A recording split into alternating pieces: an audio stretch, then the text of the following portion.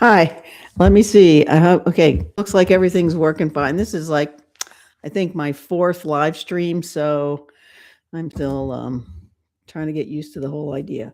So, um, yeah, thank you for being here. And as more people gather, the chat is open. It is subscribers only, but you can click the subscribe button and then chat immediately. It's just trying to drive a little engagement there. So anyway, my name's Andrea Cannon, and I live in Houston, Texas. I'm a guitarist and a teacher and a composer, and so I I did go to Berklee College of Music, and so today I'm showing off one of my Berklee shirts. I also worked for them a number of years after leaving school as a local regional admissions representative here in Texas. Anyway, today, for the last few weeks, we've been talking about getting ready to play, conditioning, and what kind of warm up things you can do with your hands, and so forth, so forth. Hey, and Marcy's first guitar teacher. I love you too. So, and hey, feel free to chime in if you're going to stick around at all, Marcy. So yeah, I'm talking about today. I called it the pre-show because this is stuff you should really do before you play. Um, I mean, if you're just going to pick up your guitar and strum it a little and you're just having fun, then okay. But if you're going to do any kind of serious work or you're going to be playing for a length of time, you should do this because you want your hands to work for your whole entire life and you want to live a good long life so you can keep on playing. So these are just a couple of things, and you can take notes, or I'll probably paste my notes into the stream description at the end. But anyway, this one is a really gentle warm up. A teacher called it one hand clapping. And now you are using two hands, but they're not clapping each other. They're clapping themselves, so to speak. And it's a stronger move for your fingers. So it reaches down more than, just the common things we do with our hands all day long. So one hand clapping, and you want to get that little sound. So, okay. Then next, big circles. And that's going all the way down to your wrist so you can feel it. But this is all done gently. You're not trying to tear it up. And reverse. So big circles with your hands bending at the wrists, and then reverse. Okay. So, and you hear some things cracking. So that's probably a good thing. um, okay, small circles is just pressing your fingertips together on each hand. And again, the idea here is you get a little deeper in than you would just, um, you know, by then just touching the guitar with no pre-show. The pre-show helps warm up your hands and get the very muscles, tendons, and uh, all the working parts that you're going to be using will be more warmed up, more ready to go, and hence less prone to injury. The biggest problem that musicians have is the same as a lot of athletes, and that is repetitive motion strain. So it can kill a career. So we want to not have that. Okay, now here's some palms together stuff. Gently push. I'm using these right hand fingers to push my left hand fingers over as far as they'll go without any pain. If you start to feel any pain for whatever reason, back off and go a little more gently. So you want to gently push it over and just hold it for a bit till you can feel a little more loose. All right. So now bending individual fingers. So your palms may or may not be together for this. You can do it individually. And since you've already done them all together, when you do it individually, you can get a little bit more of a stretch.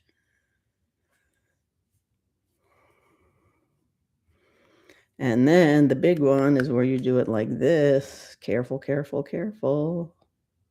Now, while I'm showing you this, I'm gonna tell you something else. There's a contraption that I bought once.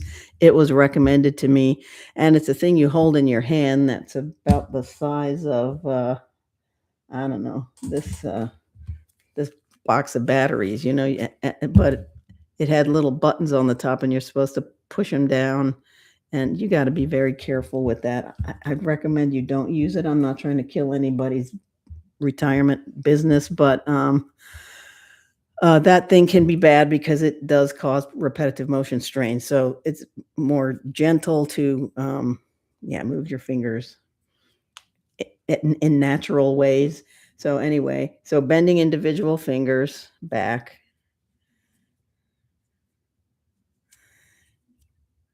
gently, and then, you made circles in the beginning. Those we call them big circles, and you wanna make sure that after you've done the fingers, you do the bottom of the finger, so you're pushing your palm to get a little bit extra movement here than you think you will have to make while you're actually playing. And that way, you should be all warmed up and ready to go. So, and there is one other one that, was given to me. I don't know, if you've ever heard of Andrew York, but I'll put his name and his website reference there in the notes. But, we were talking at a guitar, event once, and he was showing me this, some of these, and one of the ones that he showed me, and you can tell he was a Star Trek fan, right? Because he said he does this, Vulcan and Reverse-Vulcan. I never heard of Reverse-Vulcan. Of course, we know live long and prosper, right? So I guess this is live even longer and play music. I don't know. I made that up. So Vulcan and Reverse-Vulcan. There you go. And after that, you should feel warmed up and ready to go, and it'll save you about 15 minutes of scales and warm-ups. So, and then, but from there, what would be the oh, well, you can read it there. Marcy's written, especially as we age, I have to stretch before I play. Critical. I stretch my whole body before a performance. These are great. Adding the ones I don't already have in my routine. Thank you. You're welcome. And yeah, that's true. It's true. You should stretch your whole body. Last week, I used the reference of running. If you were going to run in a race, you wouldn't just go to the starting line and, you know, run uh, when they shoot the gun. You would have done some warm ups first so that you're really ready to move and be at your best.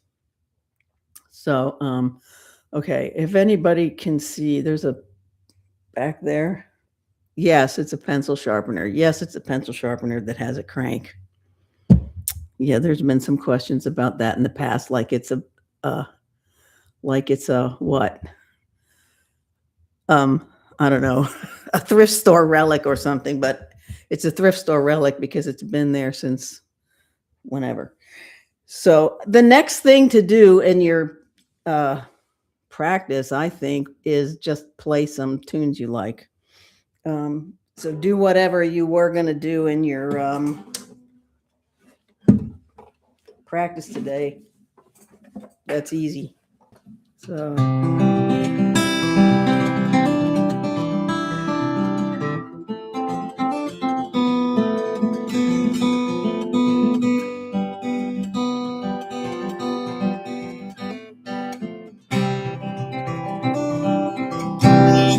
So, yeah, just stuff you love to play.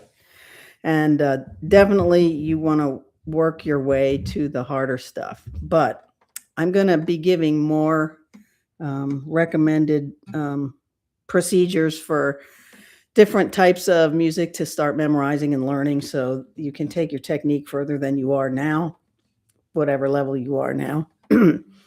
And so you do want to get to that early in your routine before your hands are all completely worn out. But before you tackle those, you do want to do some stuff that's not so challenging to you at first. So, yes, my idea for these Wednesday little tech tips and playing tips and whatever else I decide to talk about are that we'll talk for about 15 minutes and then I'll send you on your way.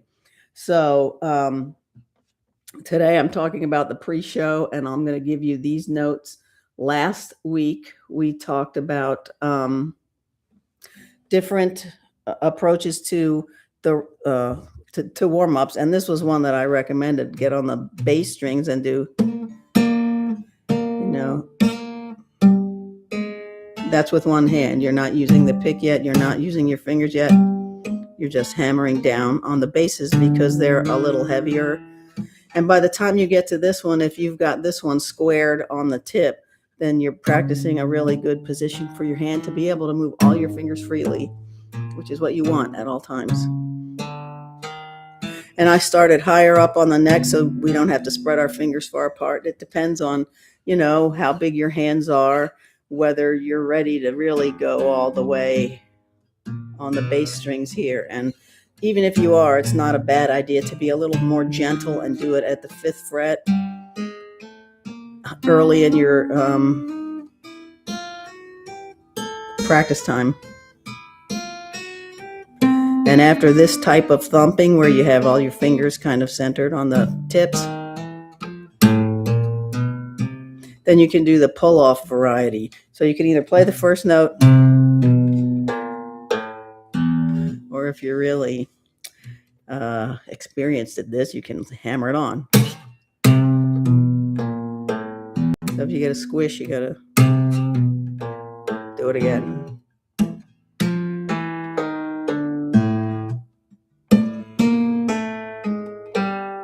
And this isn't super duper easy to get a good sound out, but it's not super hard to get your fingers lined up like this. And then if you're not getting a good sound pulling them off, that just means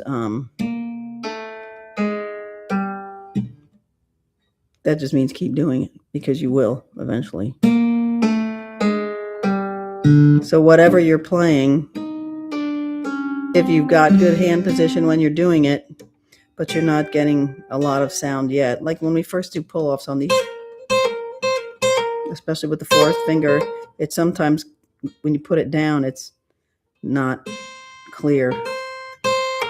So do it anyway, because eventually it will be clear, especially if you're using the right hand position.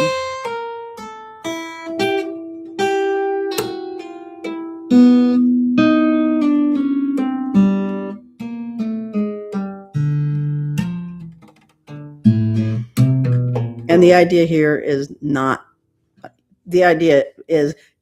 there is nothing wrong with going fast, but you want to be doing it correctly. So that's why I'm demonstrating and recommending do it slowly at first. So you're really controlling all the details of the movement. Okay, so that's that one. And then when we added the pick, I've got the pick today, but I don't think I did it with fingers last week, so I'll do it with fingers today. I'm just going to use these two back and forth. We've done the same movement.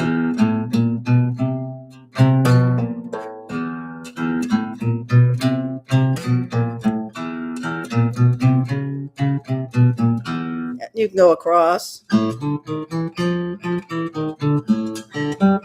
And you probably have done this already many times in your life, right?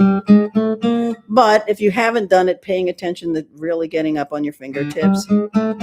And, I recommend keeping your thumb opposite these two, so you have your thumb in that way works as an assistant to your fingers and a support. Of course, when we play certain chords, we do rest the thumb up there. We're all lazy like that. But if you're doing that, that means you have plenty of room to do the chord you're doing. But if you're playing any kind of more complex harmony, you'll want to get more used to having that thumb there all the time. So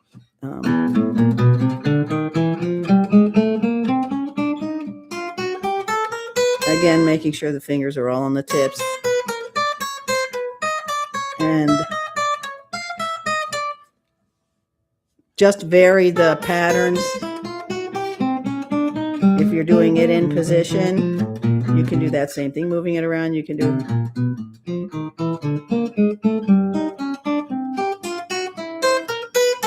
And as accurate and as precise as you can be in your warm-up, that is what you will take with you into your playing and the rest of your practice session. So I've hit my 15-minute mark, and I hope that you found it useful. The list of pre-show warm-ups and what to do then once you pick up your guitar. I will put the notes in the stream description. And thank you for being with me today. And as with everything we do with our guitar, have some fun with it. All right, I'll see you next week. Bye.